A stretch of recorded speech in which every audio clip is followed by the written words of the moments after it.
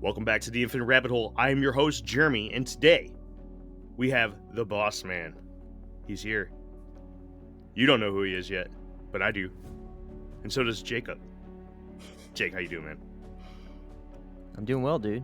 I'm somewhat bummed out. I keep ordering these motorcycle parts and not all of them fit, so it's just a big pain in the butt. But other than that, I'm good. Ready to have a conversation with Boss Man, and then, hey, if you're listening to this episode, it means we weren't fired. That's true. That's very true. Yeah. We'll see how it turns out after this episode, because we might not. You know, we're not going to even get into that. But I see you're back at home, man. Yeah. I spent a week with you, and now I'm back home. Lucky. Let's go to the guy who didn't spend a week with me, Jeffrey. How are you? Yes, I'm good, man. I'm a little jealous. I saw you guys hanging out, and I was like, man, I want to come hang out too. But I spent the weekend hanging out with my dad, who I haven't seen in a long time, riding a boat on a lake and barbecuing and drinking beer. So I think it was too cold for you, to be honest. Probably. Like, anything below 70 is too cold for me. Oh, yeah. So. Dude, no, you've been Yeah, it was like 65, and then it plummeted down, and then it started snowing on us, and then it bumped back up to 60, and then dropped to 50 again. It was wild. Yeah, me and Jacob here, we were out in the middle of the woods doing some squatching, and it was cold and wet. Yeah. And oh man, you would have just hated it. No, I'm good. I'll be at the command center. You use radio back to me. That's how this works. Bigfoot. Okay, I got it out. There you go. Kid. Hello. How are you doing? I'm exhausted. Uh-oh. Long day at work, or it was a long week. On Sunday, late on Sunday, I got back from Alberta. My big sister got married. It was a very long week and a lot of flying and a lot of not sleeping, and I'm still recovering. half the crew traveled in the last week. Yeah. Yep. Yeah. But we're all back. All right. Let's move along, because we know that you're not here to listen to us. You guys do that all the time. You guys want to hear the new voice, the boss voice, the man, the myth, the legend, Jason Hewlett. What's up, dude? How you doing? Hey guys, how's it going? Oh, it's going. Yeah. Sounds like you're all tired and ready to go to bed, is what it sounds like. Yes. I just got off 13 hours of work, man. I'm ready to roll. Let's do this. I shotgun awesome. to bang. No, thanks for having me on. All right. So, who is Jason Hewlett to us? You know what, Jason? Who are you to the Infinite Rabbit Hole? I'm the guy that sought you guys out because we were looking for a video podcast to come on the Paranormal Network there at Joe Blow, and it was suggested by Phantom Phil. The other legend. Did I touch base with you guys? Yes. Shout out to Phil. Phil's good people. I'm actually talking to Phil later this week. Going back on a show. Very nice. Love Phil. And yeah, he suggested, and he gave me Jeremy's contact. So I reached out to Jeremy, and Jeremy and I had a chat about it. And then all of us sat down and had a chat about it. And I think it was like 2 weeks later, you guys were on the Paranormal Network with your first video podcast. And that was like already 14 weeks ago. Something like that. Nobody's counting here. Goodness. I mean, Dude, time early flies. Summer. Time flies. It's crazy. It sure does. I mean, it's not. So yeah, my job on the network is I'm like the showrunner for all the programming. Basically, I approve all the scripts and the edits and put the shows together and make sure they get up on time. But I also do a few of my own shows on the network as well. So, we want to believe Hunting the Haunted and narrating the UFO show. So that kind of keeps me busy. I'm someone. Geez, it's always. I have a background in journalism. Like I was a newspaper reporter for 10 years, crime reporter. Oh, I have nice. a degree in film. And a lifelong interest in the paranormal. And I've hit a point in my life where I was finally been able to take all those skill sets and interests and just put them together into one thing that somehow has become a job. And I'm not really sure how. I'm still not sure how I feel about that. Well, because I have no more hobbies now. So you hate it now. Good. long story short, this guy is responsible for you having to listen to us every week. not And just watch, listen, watch, our ugly mugs. watch. Sorry, you're right. He's the one who puts our ugly mugs on YouTube. You poor people. It Sorry, sounds like world. sounds like a lot of work to me, man. Because this just from this podcast, right, and then another two that I'm in, like that's already so much work to me. And then thinking about how you have to, manage on some level, however many shows there are on the network. Like I don't know, it just seems like a lot of work. Is it It, as much as it feels like to me?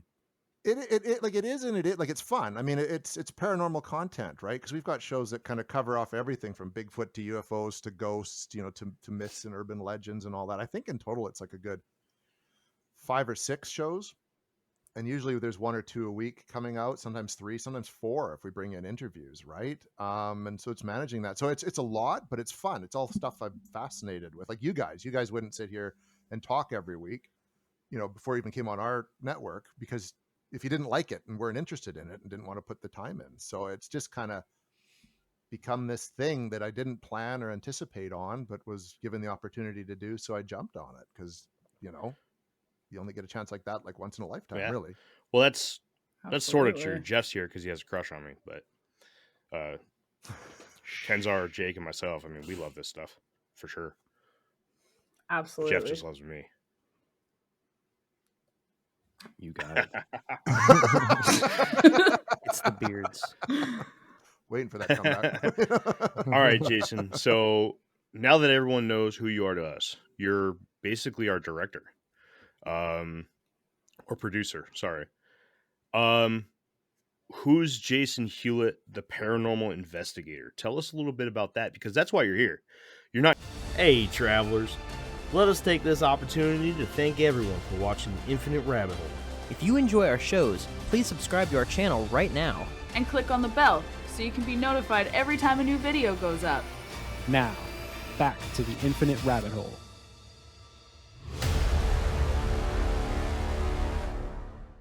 Here because you're our producer.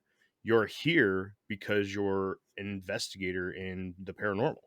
So give everybody listening into The Infinite Rabbit Hole a little bit of background with that. Well, it's like anyone who's interested in this stuff, like like you had Denver Michaels on a few weeks back. It usually starts as like this personal experience or point of interest in their lives that happens. Mine was when I was quite young. I still remember it. It was really weird. I was in the back of my mom's car, and we'd gone to one of my friend's houses to pick him up. He was going to come over for a sleepover. We were like 5 or 6. And my mom left the vehicle to go up to the house and get my friend. And for whatever reason, I stayed in the back. And it was like it's a gremlin is what it's called. They're like a horrendous hatchback. I know exactly what you're talking about. I love the gremlin. I want a gremlin so bad. I love gremlins. My mom gave up a Mustang to get the gremlin. Well, that's And just I never I forgiven. mean, a I would horrible have too, honestly. So I'm in the back, and it has this big hatchback. I'm looking out the back window for whatever reason at the street, and 1 second there's nothing, and then the next, this face just appears in the back window of the hatchback. It doesn't like rise up, and it doesn't come forward. It just appears, and it's like this mongoloidish, almost Jason Voorhees without the hockey mask face, and it's there, and then it's gone. And it startled me, and I dropped to the floor of the back of the car and stayed there until like I heard footsteps coming up because it was gravel. And then my mom shows up with my friend, and I'm like, "Did you guys my friend? Would you just run around the car?" And he's like, "No." And I'm like, "Did you guys see anyone come around?" And they're like, "No, not at all. There's no one on the street. There's no one on the street." That's why I was just kind of looking out the back window, just staring at nothing. And my mom was a teacher, and she just said it was my overactive imagination. But it wasn't, because I can still remember it 45 years later, that face. And it just kicked off this interest in what was that, why did I see that, and what's going on? And I just started becoming interested in the paranormal and watching all the shows, like, the original In Search Of with Leonard Nimoy, and then, Sightings when it came on, and every Unsolved Mysteries episode about, ghosts or monsters or UFOs. And I met friends that were interested in it. So we'd kind of do our own half-assed investigations, not knowing what we were doing. And it wasn't really until after my journalism career ended, because you didn't talk about the paranormal as a reporter. I was a crime reporter. You lose any credibility at that point, right? talked about it. So I was very quiet in my interests. But it was 2017, right around this time, just before Halloween, and I was surfing the web. My son was watching cartoons. He was 5. He was 5 at the time, and Vancouver Paranormal Society was doing a membership drive. I came across their website, kind of thing, and I'm like, no way. So I just emailed them and said, hey, long-time interest in the paranormal, would love to learn more about how you investigate it properly. And they responded, and I ended up going on an investigation with them. That's how I got to know Peter Wren, who I Yeah. co-authored the books with, and who I work with on We Want to Mhm. Believe. And I started investigating with them. And in 2020, he and I left and formed our own group up here, the Canadian Paranormal Society.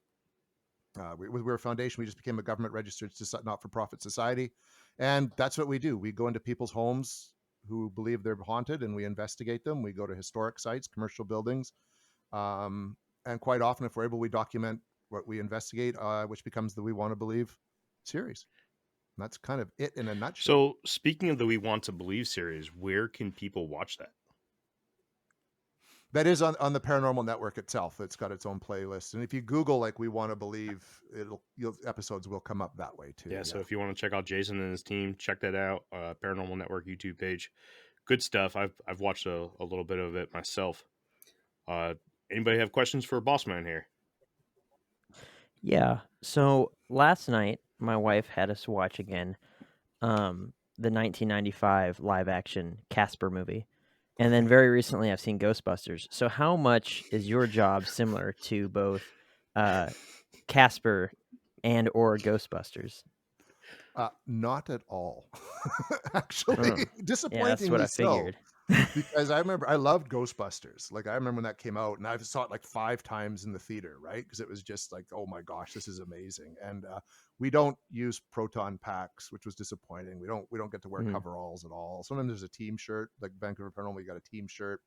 I never wore it because it was purple and I hated it. We Fair. don't. It's a lot, nor is it like anything Zach Baggins does. Even like Ghost. What was it? Ghost Hunt. What was that Hunters? first one? Yeah, Ghost Yeah. Hunters, right?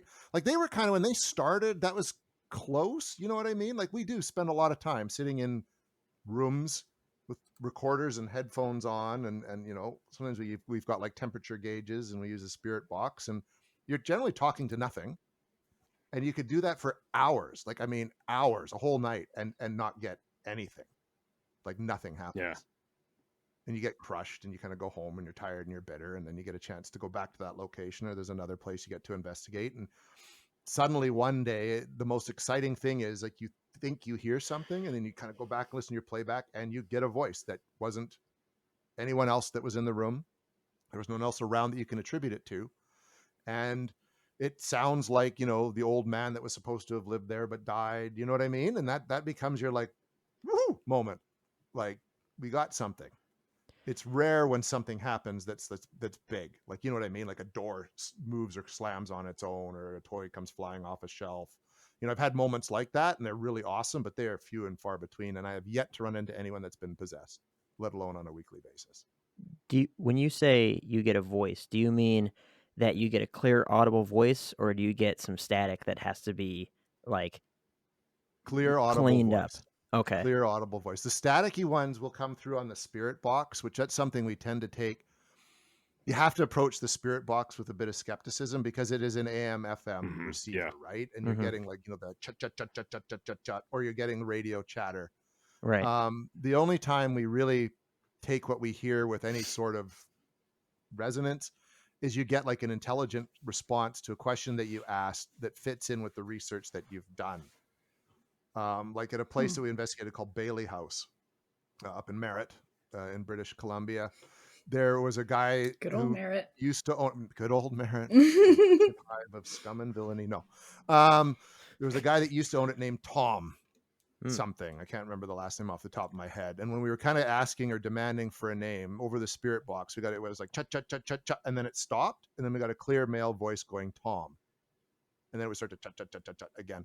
And so that we give more weight than what could be the tail end of a song or a bit of some just radio chatter communication in it.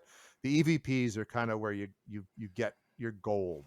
And before I go on, none of what we find as paranormal investigators would probably hold up in a court of law as actual real evidence.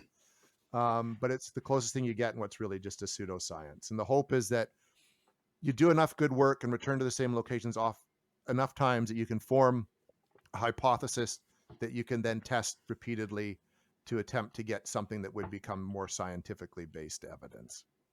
And we've got a few locations where that's kind of what we're doing right now. We've been to a haunting here. We're in my hometown that we've been back to 5 times, and we're allowed to go back whenever we want. So we try to get back once a month and still keep what we learn. We try to just apply it next time and try to recreate these scenarios where we're getting things, we're having things happen. That's awesome.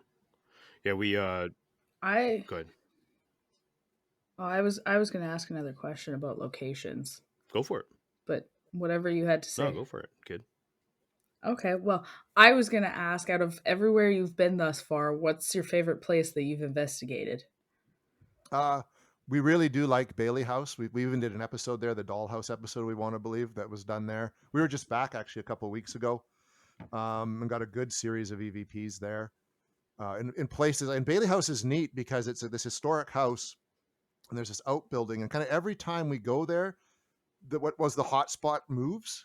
So like for like many investigations, nothing ever happened in the basement at Bailey House, like nothing. And then we suddenly started, over a couple of them started getting things happening. That's where we picked up a shadow using our laser grid. Like there's nothing that should have made the shadowy shape of a person, but it was there, and we'd turn the light on and there's nothing that could obstruct it. We turned it off and you could still see the shadowy shape of a person in the laser grid, and did that 4 or 5 times until it just sort of seemed to move away. Which was pretty neat. And part of that ended up in the episode. I like Bailey House. I investigated, before I was officially an investigator, Tronquil Sanitarium up here in Kamloops, which was an old tuberculosis clinic / mental hospital. Oh, yes. They deinstitutionalized in the 80s. Yes, And I've heard of that place. Yeah. So many stories there. And MTV's Fear did an episode out there once too. And I mean, this is like, it's a mental institution, so you can imagine all the stories that would go along with it, right? The abuse of patients, the many deaths, suicides, etc. There's a tunnel system underneath, because it used to snow so much up here, you couldn't wheel patients or supplies above ground because of all the snow, so they did it in the tunnel system. That's cool. It's cool. It's creepy. I've investigated. Kind of scary, honestly. That's a lot of snow. It's the interior. It gets a lot of snow when we get snow. And that's the only place I had anything happen that actually scared me. And I think it's because I didn't really know what I was doing at the time. And we were down in the tunnels, myself and my colleague Donna, who claims to be psychic. And we'd spent the day investigating. We were in the tunnel system, and we came out in what was the basement of the laundry facility. Because they had a full-on, it's a whole city out there. Its own city, it has a school, laundry, all this stuff. And we're deciding it was time to go back to the vehicle because it was getting late. And it was like, well, do we go back up and just go across land, or do we go back through the tunnels and maybe we'll run into something? We decided to go through the tunnels. And literally we'd come through these doors. There's no airflow. You could open the door and it would kind of do the swing, like bang, ba bang, ba bang, ba bang. Just come through there. I reached around, I grabbed the door, I started pulling back, and it slammed shut on me with enough force. I'm 6'1", I was about 200 pounds at the time, but I was pulled off my feet and I hit the door. And Donna ran, and I ran too. Back up the stairs and out. I was Sounds gone. like there was a Sasquatch on the other side of that door. Who knows, man? I don't know what it was. There's no one else there. There's no one else down there. There's no lighting down there. There's nothing. But that was scary. Like, that was legitimately, it could have been a homeless guy following. Nope. I don't know. 100% confirmed Sasquatch was down there haunting that basement. There was a place that I really wanted to check out that had a lot of disgusting, disturbing history in Clovis, California, where I grew up. It was called the Wolf Manor, and it was a sanitarium that there was like 300 people, elderly people that were abandoned inside of there, and they all starved to death. And when the police finally opened up the doors and like looked inside, I mean, they were just like, months of their own feces they were laying on, completely uncared for. There was like 5 total staff members for the entire facility, and all these people were just abandoned. And I think the original family that owned Wolf Manor were all gone, And I think there was like so many lawsuits against the estate itself that no one was willing to buy it afterwards. And so it was literally for a number of years, it had a for free sign on the front, but no one would purchase it. And eventually, a few years ago, they decided to just go ahead and tear it down because it was such an eyesore on Clovis. But it was just like that. I don't hold any weight into ghosts and stuff, but I figure if there's gonna be something, it's gonna be at some place like that, right? And it's like, and I don't believe in them enough that if someone's just like, oh, $1,000 to spend the night, I'd be like, let's go. Can I Me bring too. a toothbrush? Yeah, it's just There- like, I don't care. There's a place in Edmonton called the Charles Camsell Hospital, which is exactly like the one Jason was describing in Kamloops. It was a TB hospital, exact same thing, and I've Mhm. always wanted to go check it out because all you hear is all the ghost stories out of it. But I'm too chicken to go do it. It's also in the heart of the city on the west end in Edmonton, so probably not a good idea, anyways. No, not at the best of times. No. It's like, oh, I went there to find some ghosts and ended up getting stabbed. Nice. Yeah. Found a homeless guy and he stabbed me instead. But those are the places. Like those are like, because the story it's just natural. Like hospitals in general. Even like my colleague Peter works for Interior Health at a hospital, and he has odd stuff happening all the time in the hospital. Like just hearing footsteps going up and down the hall, and he even sent me video of it. Like you can hear these footsteps clunk clunk, and it's 6:00 in the morning. Any place where someone dies or there's any kind of trauma, those are places where these, if there are spirits, that's where they're going to gravitate to, right? It would make sense. I guess. People tragically die if the spirits can't pass. So I don't know. There's so many theories behind what ghosts could be if they are ghosts, right? And then you bring different religions into it, and then there's just so many different aspects that touch on. I think is what partly makes it so controversial a subject at the best of times. People are experiencing something, and I've experienced enough in my years of doing this that I can't say for sure what's going on. I believe something's happening. Yeah, I Something can agree with is that. going on, right? Yeah, I would say it's more on the demonic side, and when you think you're talking to grandma, you're not. But I do believe that stuff's happening. Oh yeah, and people I've just- not being Yeah. Catholic or Christian, I don't know. I haven't come across anything that I could classify as demonic. And Peter is an investigator for an ordained exorcist out of Washington State, and he's been doing it 10 years and has come across maybe one case where it could have led to a possible exorcism. And for the most part, it's mental health or addiction issues. Yep. That contribute to a lot of these, right? And that's something we take in before we even investigate anything.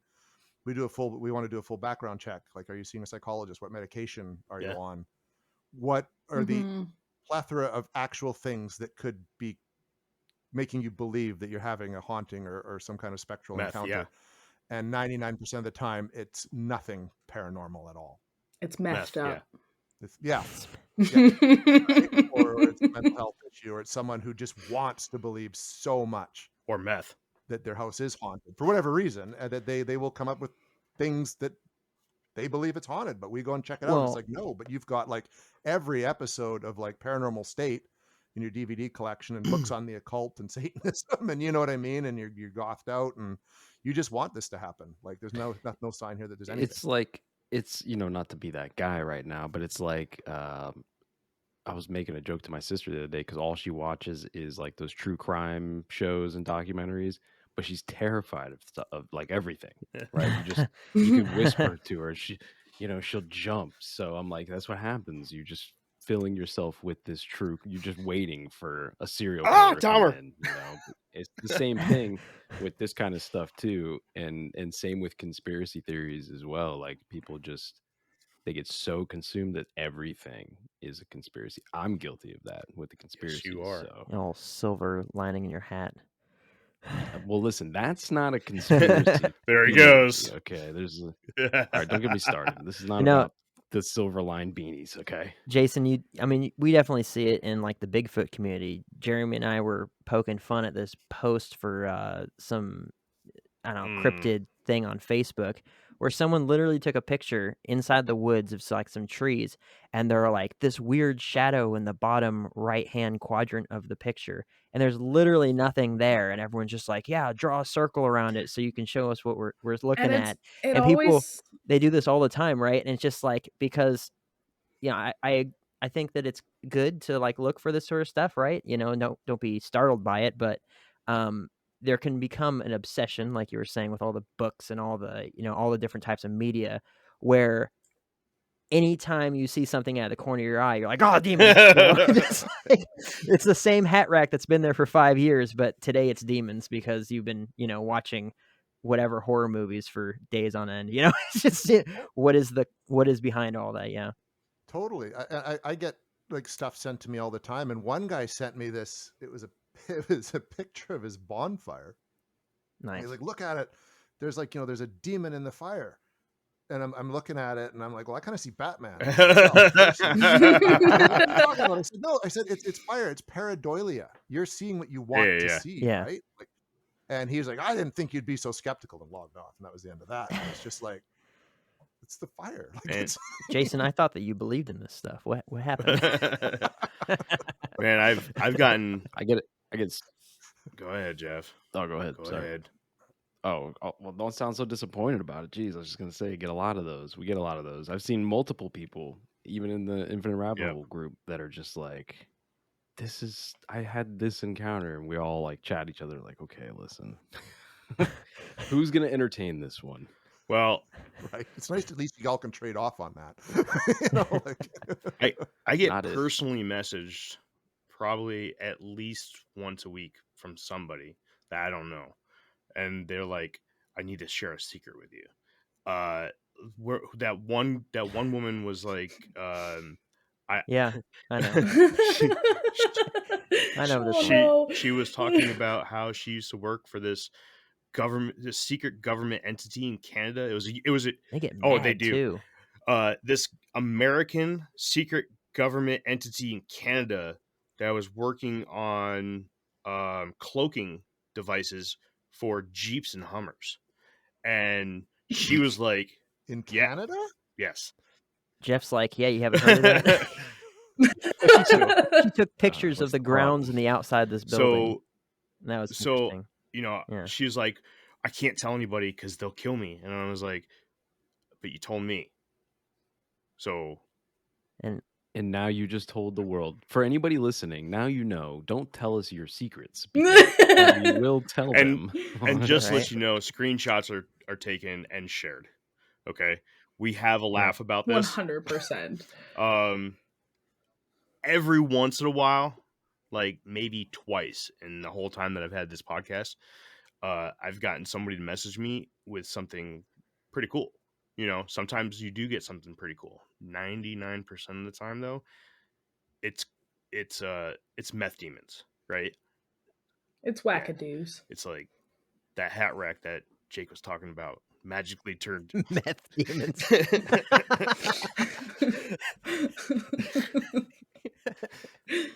I was sitting there drinking that sweet tea, and I'm like, I'm gonna choke on this.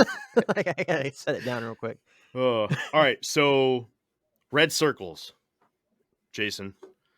One thing we don't have on this show is somebody who's really into the paranormal, right? Meaning whatever they are, what they're commonly known as ghosts, right? Does your community also suffer from these phantom red circles that show up in Facebook posts and everything? Oh gosh, yeah. Everywhere. It's. I think it's just that's what people do, right? They do I think it's just everywhere. Any place where there is an interest in anything that's kind of fringe science, that kind of stuff's going to show up. Yeah. Basically. Yeah. Right. It just comes with the territory. So crazy. It's everybody wants to discover something. I think that there's a deep human like urge to explore and discover things, and I think that now we're at this age. Not that you can't do that, because there's a way that you can always learn and discover things, but there's some weird thing where people just like they feel like they have to be the one. I found this thing. circle it so you could see it. Like, and they really believe it. People really believe that they see You something. know, I never really thought of it like that. Oh, yeah. That's a good one. I like that. That's perfect way to sum it up, Jeff. Like that's bang on. And they can do that now. You can just say, oh, I took the picture with my phone, and you go in and the edit thing and you circle it and you put it up and here it is, right? And I think people do it now. We used to get it on a good example, like when I was a crime reporter, I had like the police scanner right on my desk. So I listened to every kind of police call coming in during the course of like my shift. And I lost track of how many times someone saw a guy with a rifle walking down such and such a street. But they'd be driving by in their car. It's like, yeah, guy drove by, saw a person walking with a rifle, called the police. Didn't stop, didn't take a moment to think that maybe we're in Canada, it's a hockey stick. Or Right. it could have been anything. It could have been anything. But they just jump on it right away. And so now you can do that with this stuff. You take a picture of it, you circle it, and you post it to social media without even stopping to really think about what you saw, right? And what you're posting. My I thing think with people those do it. pictures as well is they always seem to claim that the picture was taken a few years back, but it looks like this very clear, crystal clear picture that could have been taken on a phone that was created yesterday, right? And they're putting random circles and corners and, oh yeah, mom took this photo back in 2014. No, she didn't. It's almost like they're 1983. it's almost like they're out there hunting for that dopamine hit. You know? Yeah. They're like, oh yeah, that great meth dopamine. Well, it's exciting, right? You get attention for a while. You know, people kind of get on it, and if it gets enough traction, it can become a meme. It can become, go viral. Like there's so many different things, and it's just so easy to do that now. I think you're right. There's this desire to be recognized and acknowledged, and even get a little bit famous, and that's just a real easy way to do it. Yeah, the Right? easiest way to do it is to create a podcast and get scouted by someone famous. I mean, That's Yep. right. like we said, the man's got an IMDb page. We talked about that before we started recording. That's why I was so indifferent about that picture of that big old footprint I took when I was out on that camping trip. Jeremy's like, "Oh, you got to post this," and I was like, "Okay," but I was like, "Whatever," because I knew it was going to happen anyway. Yeah. You know, we're just that You good. should I'm like, I don't need to push this fame. It's going to happen. you should have You know, posted it. and You here should it have is. posted it and added like 15 red circles and been like, "There's 27 Bigfoot in this picture." Pointing at the pine needles on the ground. Look at them all. Speaking of Jason, let's take a little trip outside of the paranormal and let's ask, do you believe in Bigfoot? Oh, for sure, Yeah? I do. Oh, Have good. you? I live right smack in Bigfoot territory up here in British Columbia. Me too. You're not fired then. You can stay. We'll allow it. I like you a little bit more, boss. We'll keep the meth demons at bay today. On that note of questioning, where are you at in the conspiracy world, Jason? Dun, dun, dun. It's funny. My buddy Sean and he does the music for We Want to Believe, and he's kind of a resident skeptic. A lot of the conspiracies that people are talking about right now, we remember when they were popular the first time, like 90s, but no one was into conspiracies. We were just considered nuts because we talked about this kind of stuff all the time. And I think it's kind of interesting that so many of them have kind of come back around, and how it's accepted. Like people now just talk about conspiracies like it's the regular news. Do you know what I mean? And people are almost more inclined to go down that conspiracy rabbit hole to kind of just, they like to be a part of it, and they're giving it weight, and they're giving it more weight, I think, in some regards, like than actual like scientific evidence or real factual facts. I think if anything, that the whole pandemic couple of years has brought all this stuff even more into the mainstream than it was before. Because I just think there's people, like in terms of like, UFOs and Bigfoot and ghosts and stuff, people just, it's created like a second almost spiritualist movement. People want there to be more to life than just, go work your job, go home, watch TV, eventually die. You know what I mean? There's got to be more to life than that, and the capitalism, etc. And they're looking, I think, for deeper meanings to things. And I think there's so much distrust of government and science and all this for whatever various reasons, because of how the whole pandemic was handled, that they're giving more weight to conspiracies. and believing that. No one wants to think that, that could have just been a virus that happened. It's got to have been created in a lab somewhere and got out. And if you believe one of them, it was created by Canadians, and we let it out. So Well, they did. there you They I go. believe did just that. come I out heard and that say one. that what was it, Boston College, Jake?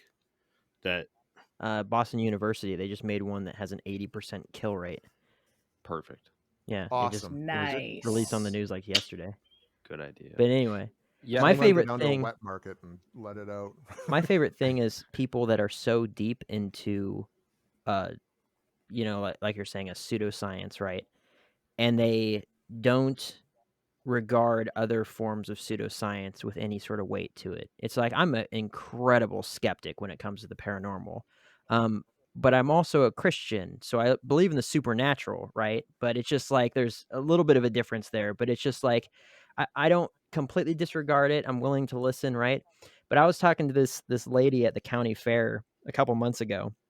It was hilarious because I'm sitting here. She saw I was wearing one of our Infinite Rabbit Hole Bigfoot shirts, and she started chatting me up about it, right? And I'm talking to her about Bigfoot and the evidence and the Patterson Gimlin Bigfoot film and all this sort of stuff. And she's just completely shutting me down. She's like, "There's no way.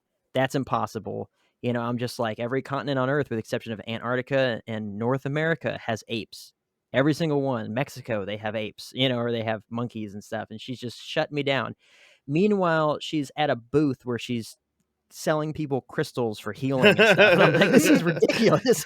How are you this dense? Like, it's crazy. It's just like, it's just wild to me that, there's that huge disconnect. Or you get people that are so deep into conspiracies, but anything else, they're like, nope, sorry, that's just ridiculous. Or, people that are really big into the paranormal, but you hit them with, a conspiracy, or you hit them with a cryptid or something like that. And we can say cryptozoology is, the study of animals that used to be extinct and maybe they're still around and stuff like that. And we have some good examples like the coelacanth and whatever, but they're just like, nope, sorry, just completely just shut it down. And it's hilarious to see all those little sects and stuff. It's almost like the high school cliques. That's how what I kind of Oh, sure, yeah. right. And For I know sure. what's frustrating is like the paranormal investigators like me won't talk to the cryptozoologists, and the cryptozoologists want nothing to do with the UFO guys. Yeah. The UFO guys don't want to deal with the conspiracy people, but really we should all be working on the same field here, trying to find answers. I think it's all All being interconnected. lied to collectively. Yeah. Yeah, just to get a little conspiratorial about that for a second, Do it, I Jeff. feel like this was done by design, man. I feel like the fracturing and splintering of all of these different things, right? These fringe sciences, right? All these things were fractured on purpose, right? These groups on Facebook for specific things. And now everybody's dug into their idea, and you can't think about the possibility of aliens because the earth is flat, or you can't think about, whatever it is, right? It can't be ghosts because it's demons or whatever. I think that was done purposely so that we don't all put our minds together and figure out some of the stuff that's actually Yeah. going on. That's just my Yeah. conspiracy thought of the day. I like that. It makes sense. Even like back in the day, like we had an idea, like about UFOs. Is like, why don't because there's this big UFO group online. It's like, why don't we all just at the same night go out with our telescopes? We all decide we're going to look at a certain longitudinal, latitudinal patch of sky, all of us, for 2 hours at this certain time, and just record what we find. You know what I mean? Like just to see if we find it. No matter what part of the Western, like we're all on the West Coast part, we can then compare notes after and see if we saw the same things and if we could count it or discount it. And we got kicked off the page because you can't get organized and do that. Why would you wanna do that? Organized, man. No sense. Yeah, for It's sure, like, man. that's what we're doing this for. That's the point. That's the Well, point. next time you have a genius idea like that, just go ahead and post that up on the Infinite Rabbit Hole. We'll allow it. We got you. Yeah. Awesome. Yeah, no problem. Awesome. Nobody's gonna Right? do it with But you, it's just- but it's like we'll let it have it. We'll together.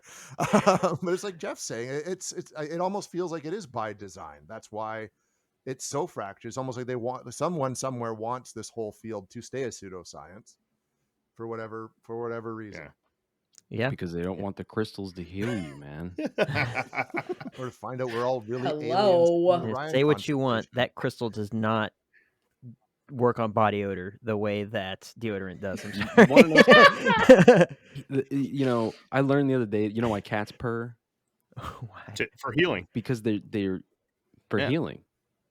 The The frequency of the vibration and vibration, the It right? promotes healing. So light is a vibration. Everything's a vibration. Color, light, minerals, and crystals. Everything is a light. So everything is a vibration. So they could technically heal you. But I'll stand Yep. down on The this whole one. reason why we recorded tonight was to secretly get everybody listening to go to their local SPCA office and get a cat. Get you one. Sorry, that's not going to happen. I don't Aw, like cats. I It's like for cats. healing. It's I don't care. medicinal. It's Get you a medicinal cat. Yeah. You Nah, break your leg, I'm grab a good. I'll cat. die young. There you go. I'll die Healed. young before I go buy a cat. Got a headache? Wear a cat. I got an extra one if you want, Jake. No, I'm kidding. You can't have either one of my cats. I love my cats. Good, because I'll release into the wild to be with its own kind. Jeez. Take it out into the woods and release it. Oh boy, poor You bit your kitty. tongue, lick a cat.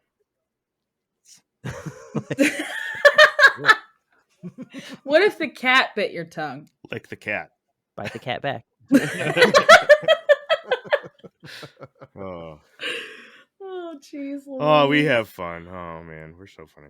Anyways, I gotta take a little trip back because you said something, and before we get too far away, you were saying that you remember when these conspiracies were around the first time, and my mind started rolling, and it's just like I could imagine back in 1776 when they were signing the Declaration of Independence.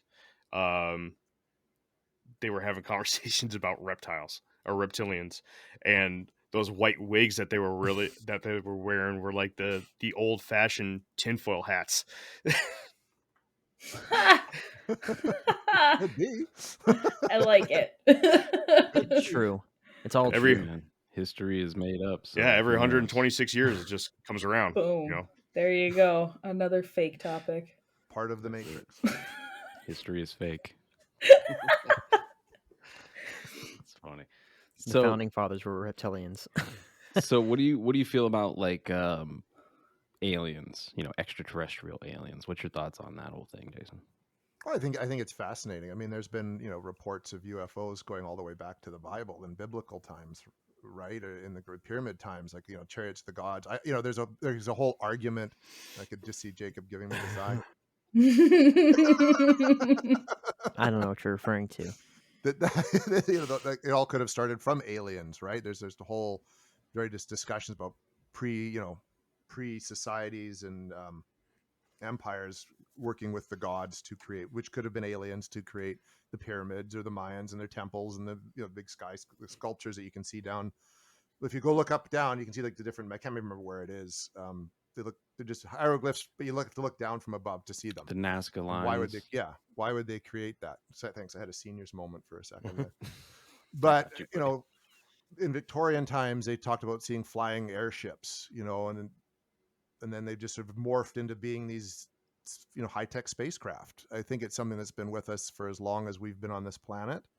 I'm sure they've been visiting us forever. The Aboriginal tribes talk about, they're the Star Lords and their friends from space. This is something that's been around for a long, long time, and I think it's only recently that the government has just not wanted people to know about it, whatever it is. Once Roswell happened and sort of once as we got more evolved and information became freer and more easily dispersed, it's like they've started clamping down more and become more concerned yeah. about what's going on with aliens. That's how I kind of look at it. Back before there was sort of really highly organized industrial societies and radios and TV, I don't think people cared so much. And information was whatever information it was easier to control. But as that's kind of changed, now they've become more concerned with the truth getting out about what is going on out there with aliens and visitors from other planets. If indeed they're from other planets, they could be interdimensional beings, or from different timelines or different parts of the multiverse. That's just a big theory going around that I kind of like. So I just want to step in real quick and fill in some holes. If you're listening to this, you most likely already know of it, but Chariot of the Gods is a book by the author Eric von Daniken. I highly recommend it. Jake, I think that you would find it interesting, but at the same time, you would tear Nope. it apart. No, I do. But mostly this is for Danny. Danny, this is one of my recommendations. Go ahead and get it, bud. Danny. I just wanted to throw that out there real quick for anybody. I love promoting books, and I think Chariots of the Gods is something that, you know, if you're interested in the phenomena of UFOs and how it could tie into history, especially very, very early history, that's a book that you might be interested in reading. Yeah, the whole ancient aliens, ancient astronaut theory, on the days that I do believe in space, I'm there. You know what I mean? So catch me on the right day. Today I'm with you. I'm thinking, yeah, because I just listened to a podcast. It was all about the Anunnaki and Planet X and the ancient astronauts and stuff. So Ooh, yeah, Planet I'm with you X. today. That would be a cool topic. That stuff's just fascinating, right? I think Yeah. it just lends more credence to the whole UFO alien debate. Same with, like, you know, going back to Bigfoot. Like, every country and every continent on the planet has a wild man Yeah, Bigfoot's real. Mhm. story, 100%. right? It's same with, like, in the Netherlands, it was trolls, but the trolls are big, hairy creatures. Yeah. You know what I mean? Which sound a lot like Bigfoot and similar in their folklore. So I mean, there's something there. Come on. Yeah. Or Um, meth demons. yeah. Yep. We're the meth demon. All about the meth demons. What about giants? Giants? Yeah. Yeah, it's one of those things I've not ever seen one. Nor Fair. experienced one, nor know someone who has. So I as of yet have no opinion on giants, one way or the other. We're still waiting on Jake's next giant episode. What about dinosaurs? Do you believe that dinosaurs existed? Here we go.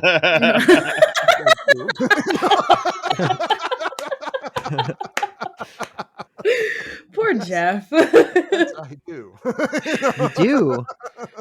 Oh, We have a man, place Jeff. called Drumheller in Alberta where you can go, where it's the dinosaur museum, and you can see. It's a really cool place, right? I Awesome. tried telling them. I'm sure that fake plaster casts of nothing are really cool. Yeah. And there's really good artists out there. You think that every alien movie that those aliens actually exist? Come on. now. I don't think that was on the Paranormal Network, was it? That episode wasn't on. Dinosaurs are fake? No, I don't think it was. so. No, I think that No. was just before. That would have been highly entertaining to listen to. Well, there's always a chance, we'll- Jason. You just have to listen to it and not watch it. That's all. Yeah, it's true. Shit, I could go back. But if you want a look good at them laugh, and it's listen. pretty good.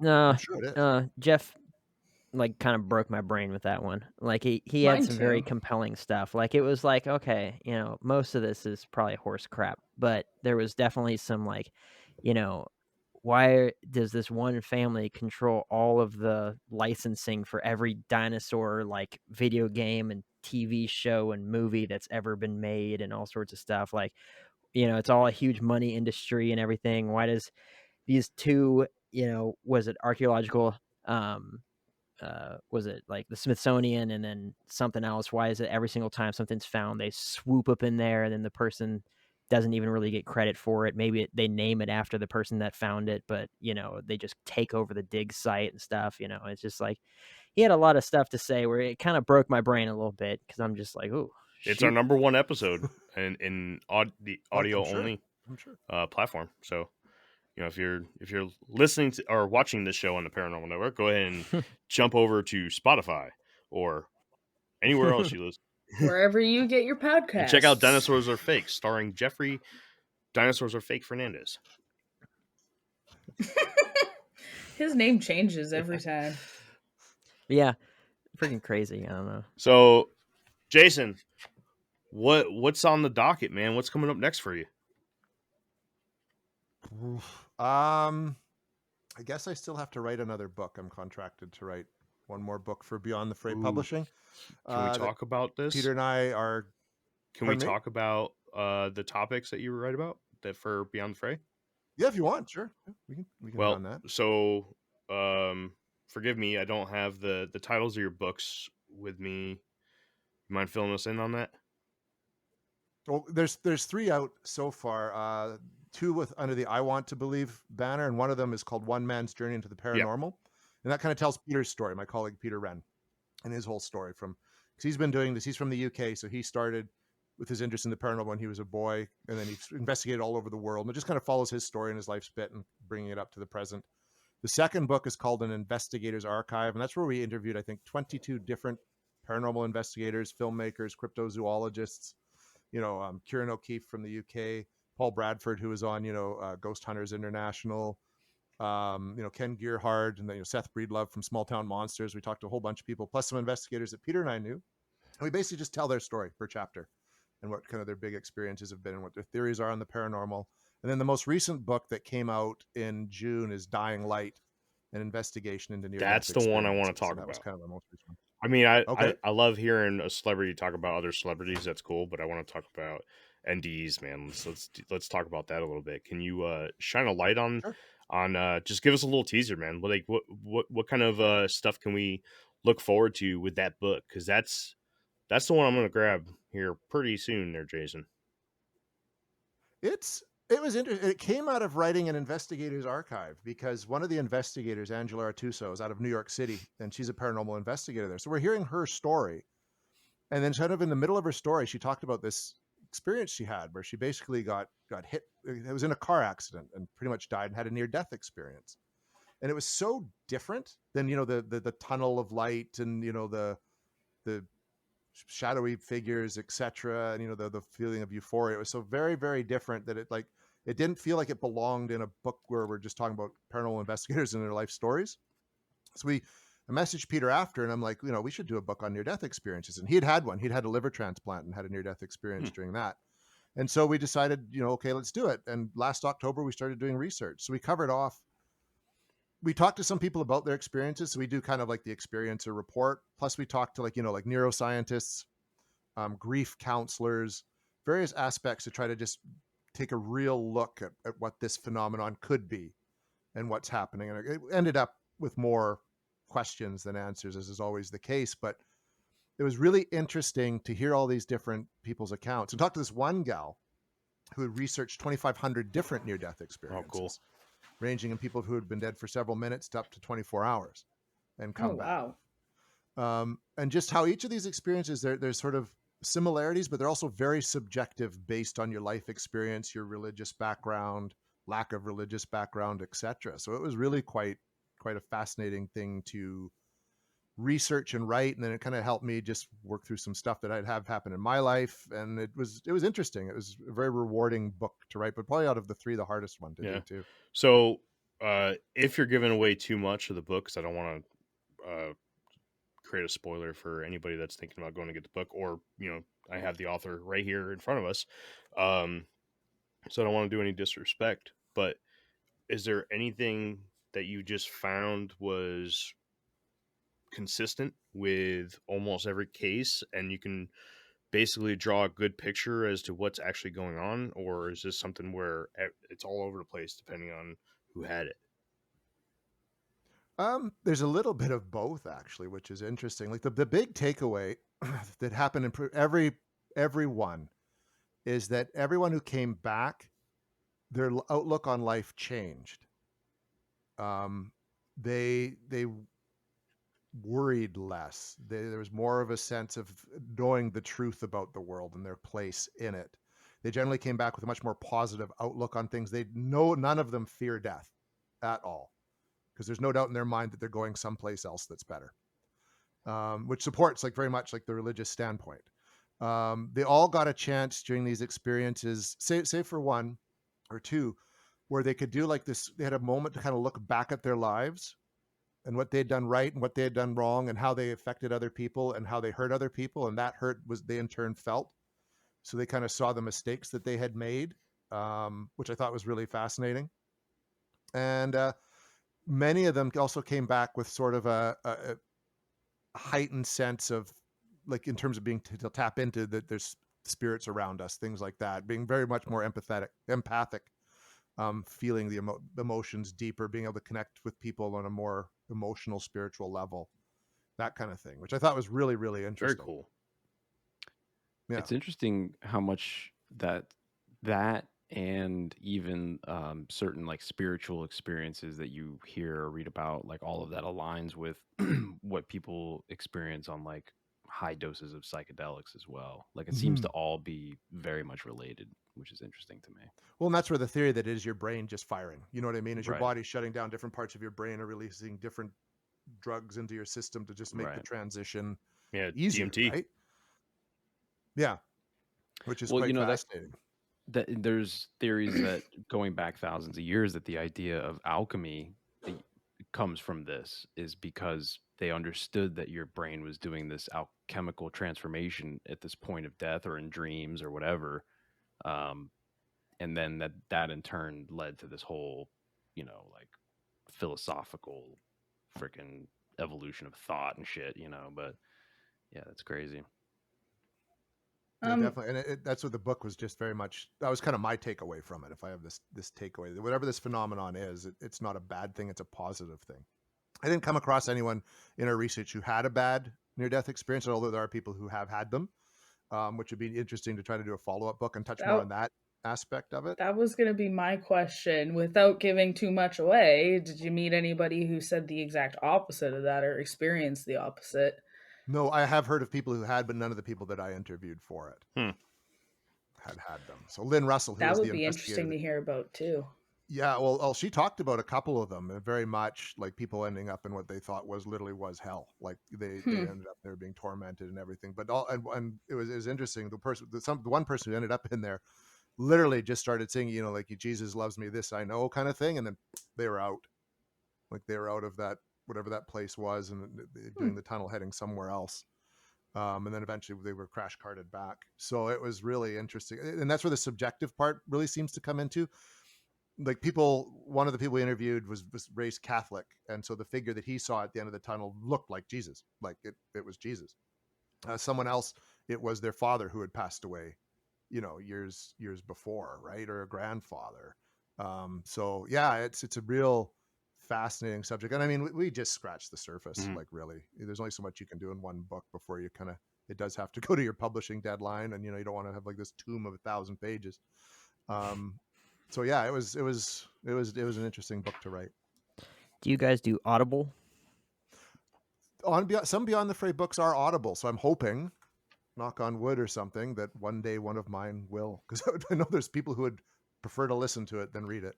Yeah, I'll do like really long drives and stuff, and I'll listen to an audiobook. Or while I was traveling to Jeremy's place and back on the plane, I was listening to audiobooks and stuff. I just don't have the attention span for reading. Like the most attention span I have is my morning and evening Bible studies, and that's it. Yeah. Like it just, absolutely kills me. But no, I don't know. Like when it comes to NDEs and stuff, I want to like look into um the evidence behind what people are saying, because lots of people say they have NDEs. Saying that you were dead, brain dead for 24 hours is well, that's a miracle to come back from that. So where's the actual evidence? Where's the medical documentation that you were dead or whatever it was versus just your say so? So that would be something that I would uh, have to look into to regard most NDEs, especially since they're so varying and wide, Mhm. and it's just like, you know, every, and I'm counting Christianity in this, every religion in the world has basically, if you did the thing, this is what the result is. And if you didn't do the thing, this is what the result is. Either it's nothing or it's hell or some version of it, or it's something bad, right? But everyone has this completely different experience. Well, someone's got to be right and someone's got to be wrong. Or, if someone's right, then everyone's wrong. If atheists are right, then all the religions are wrong. It's got to be something like that.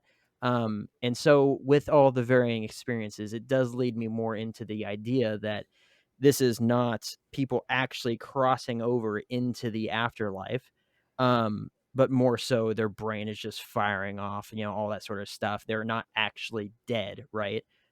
Because it's, people coming back from brain death, they have a lot more issues than just, oh man, that was crazy. It's like, well, half your body isn't functioning anymore, right? There's just Oh, totally, some totally. huge issues and implications that happen with that sort of stuff. Most people, I don't believe that even if you're dead, like your heart stopped and stuff like that, it still takes a while for your brain to die. But once that happens, Consciousness lasts a long time, like death. We even had talked to a gentleman named Lawrence Ward, who's like, done neuroscience. hmm And he says, consciousness is when your body is dead, your heart is stopped, your brain is dead, hmm and rigor mortis is set in, and your body's begun to decay. That's death, right, yeah, right? So anything that happens pre-death is just some form of your consciousness reacting to what's happening to your body as it's shutting down. Mm. And we made a real point of wanting to have that in the book, especially amongst some of the stories that get pretty out there. yeah, Because you got to anchor it. And being a journalist, there's got to I want both sides of the argument in there, right? And leave it up to the reader to determine what's going on, and they're going to believe whatever they want anyways. sure, So we had to make sure that was in there, because too many people, I think, especially in our day and age, they have their argument and their belief, and then they're just going to stick to that, and they're going to find whatever evidence they can just to support that, and that's Mhm. it. They don't want to venture off that path into something else that's doesn't fit with their point of view. Yeah. There's so much of that, which is in the books we've written. We've make sure we can we put like historical research in, try to find other documented evidence that supports a story. You know what I mean? Like it's very important. And even as paranormal investigators, that's what we try to do at every level of what we do. Okay, That is the cool. most terrifying That's awesome. concept I think I've Research ever thought of. No, evidence. no, just Oh. could you imagine just having your consciousness just know that you're dead, right? You're thinking, you're like, okay, I'm dead. This is it, right? This is it. Everything's black. Can't move my body. Can't breathe. Can't do nothing.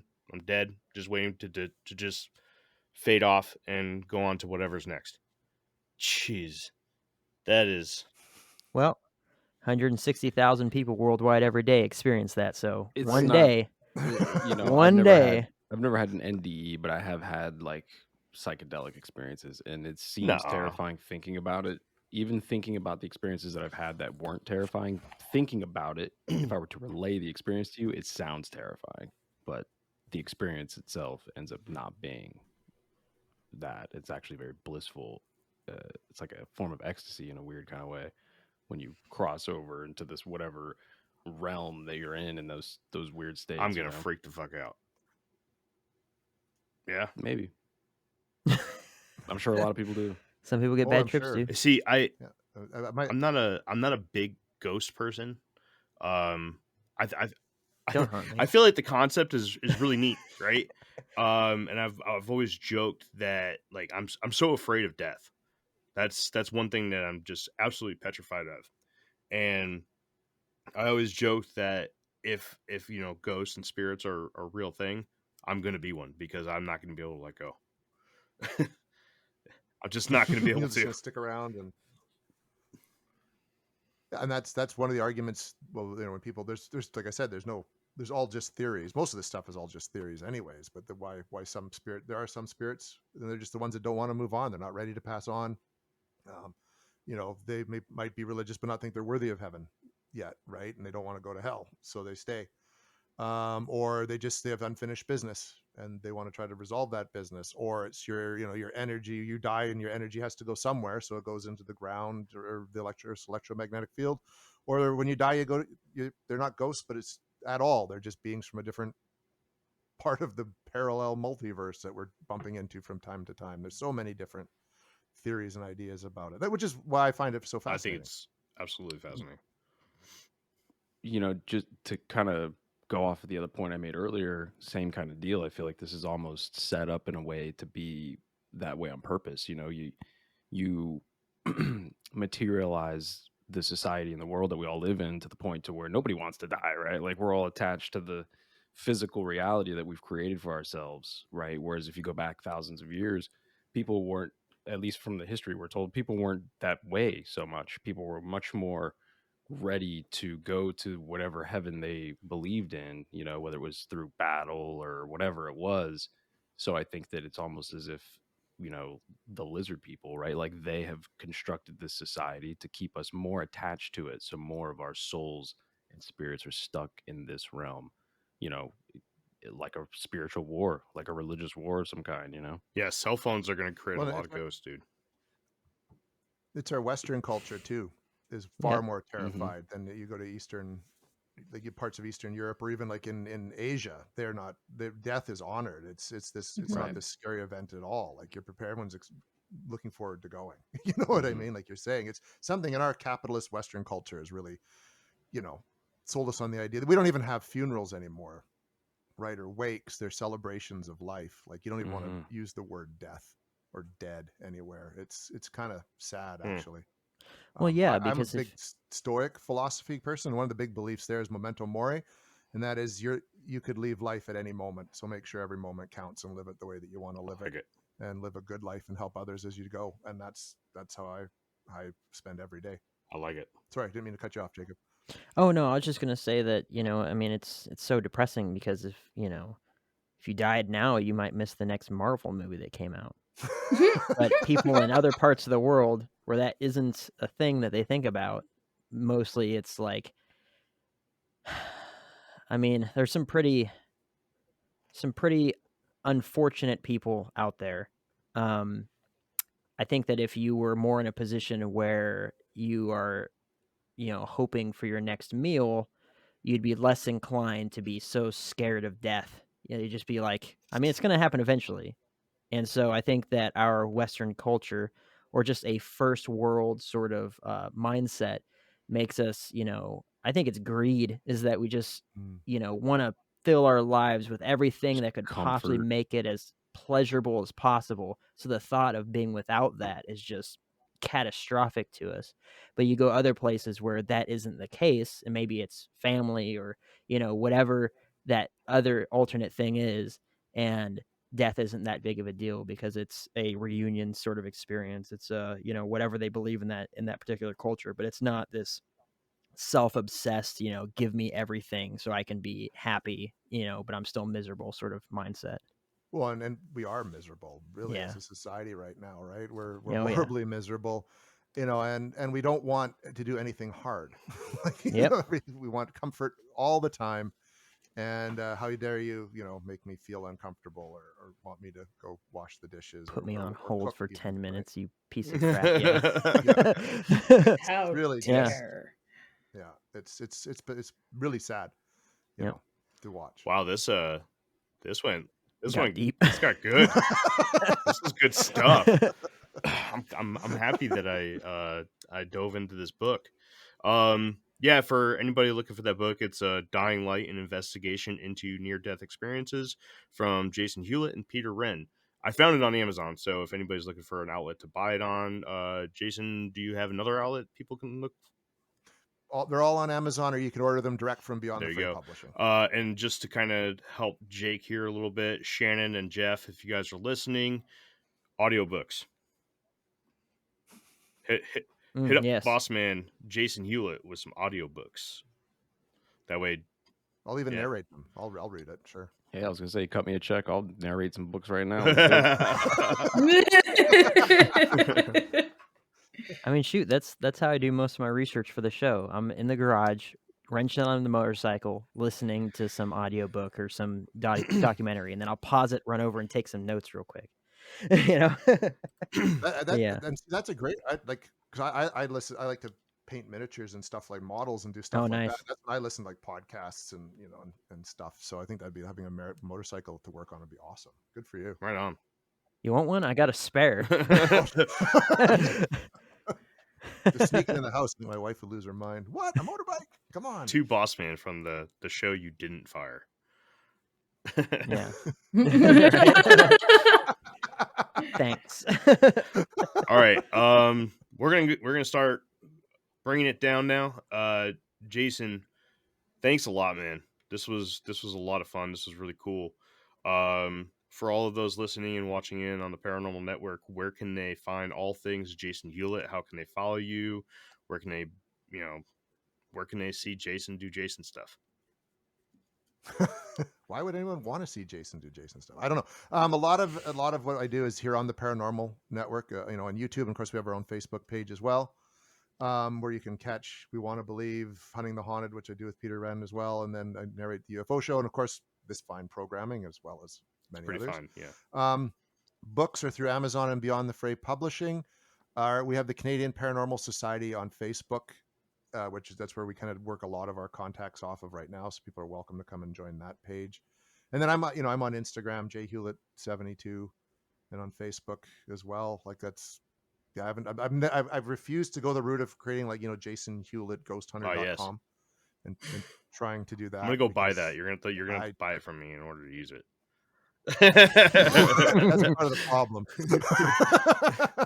But I try to keep things as simple as possible. But that's kind of where you can find my stuff in a nutshell. And thanks to everyone who's supported our work so far and who supported the network and supported Infinite Rabbit Hole.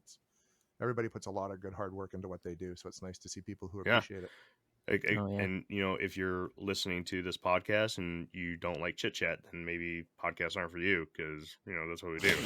Yeah, I'm gonna bring this up every episode. That's what a podcast is. We're gonna turn into a shirt just to make fun of that person. So... like the shill hat. And it's not even one person. It's been like 3 or 4 different comments on a couple different episodes where it's like, these guys chit chat too much. It's like, what? It's like going to the radio and say, why is this radio full of podcasts? What the right? Bleep, guys. Entertain me in other ways. Do it. Sure, it'll be a podcast. Dance, monkey dance. Yeah. Yeah. Right. Pardon my. And then just one other commenter to shout out. Somebody was talking about one of us who burped. I think it was me. Like went like this and was like, "Excuse me," and the guy was like, "Burping is disgusting. You shouldn't do it on such a public platform." Sorry, man. We're not professional, like at all. Bodily functions happen, and it's gonna happen. So yeah, I have my boss man right here. So and I'm okay with that. I do it. Come at us then.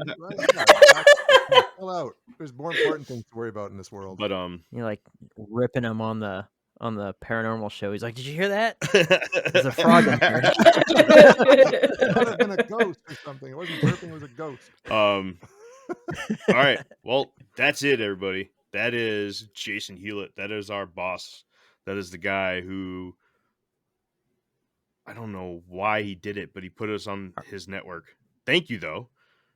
Well, thank you guys for coming on. It's been great having your show on there. It's been really entertaining to listen to, and it's fun and it's informative. It's like, that's what's good. You guys are putting out what you guys find and as factually as you can find it, and that's what we're all about, even on the network in general. All the shows are serious approaches to the subject matter, but we have a good time doing it. Hell yeah.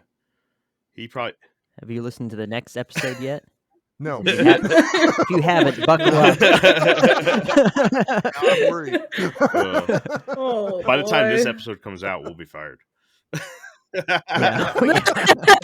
Yeah, my next episode's dropping. Yeah, right. All right. That's all right. I just got a new job doing audiobook narrations. Oh boy. And then so other than pointing out that yes, this is the man who creates the titles for our videos, you can point at him, that guy right there, about all those titles. He digs deep for them sometimes, I'll tell you what. But yep, head on over to the Paranormal Network Facebook page. A lot of stuff over there. You guys have a ton of members, which is really, really awesome. And then when you're done with that, head on over to the Infinite Rabbit Hole Facebook page. We have fun over there too. We post some pretty cool stuff. We started posting pictures to go with episodes about a day or two before the episode drops. That way you have all of the content that you need while you're listening. So when you're listening, you're asking, we're talking about the Loch Ness Monster like Kenzar just did for us. You can go to the Facebook page and check out those pictures that we're talking about. With red circles. With red circles. We should have done that. Damn it. Missed opportunity. Should we talk about the shutdown or just leave it? No. No, we should announce that really quick. Do you want me to go ahead and do that, Jake? All right.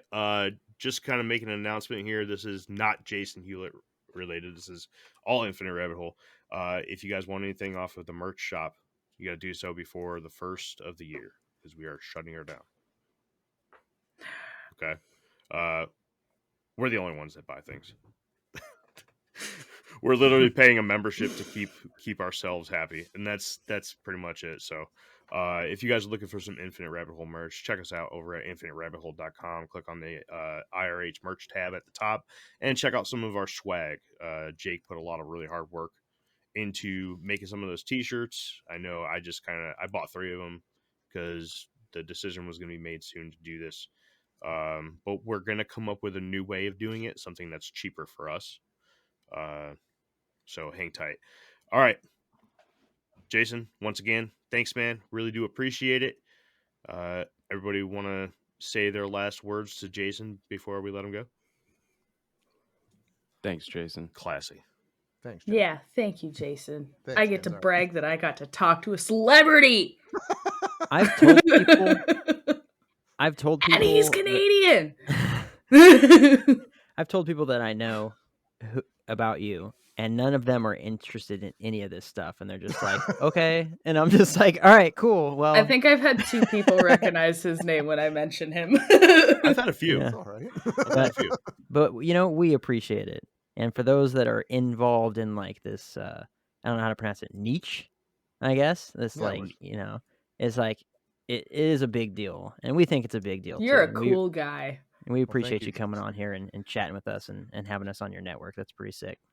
It's been a lot of fun. Thank We you. love it here, so don't Absolutely. fire us. No. Yeah. Unless you Please. really have to. All right, everybody. That has been another episode of the Infinite Rabbit Hole podcast. Check us out on infiniterabbithole.com. If you need to email us, infiniterabbithole@gmail.com. Head on over to Facebook. Check out the Infinite Rabbit Hole and Paranormal Network Facebook pages. Things are popping over there. No, I'm just kidding. Actually, at the Paranormal Network, there's tons of stuff. Infinite Rabbit Hole, we do every once in a while. But we love having you guys over. Until next time, we'll see you in the next path of the Infinite Rabbit Hole. Goodbye. Bye. But Bye. There it is. Bye. hey, look at on cue. Jake.